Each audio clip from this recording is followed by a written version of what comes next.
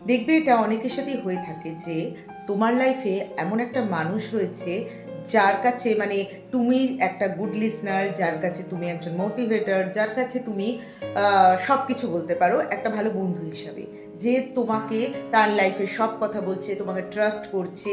সেরকম হলে সে তোমার সাথে মানে সারাদিনের গল্প একদম শেয়ার করছে। তুমি এটা ভাবতে শুরু করেছো যে হয়তো তুমি তার খুব ভালো একটা বন্ধু, তুমি তার কাছে একটা খুব ভালো জায়গা জুড়ে আছো।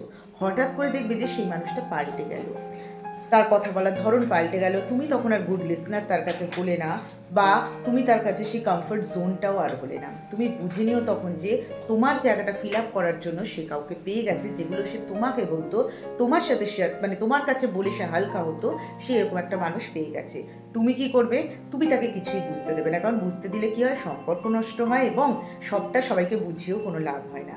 নিজের জায়গা বুঝে সেই জায়গাটা থেকে তুমি নিজেকে সরিয়ে নেবে।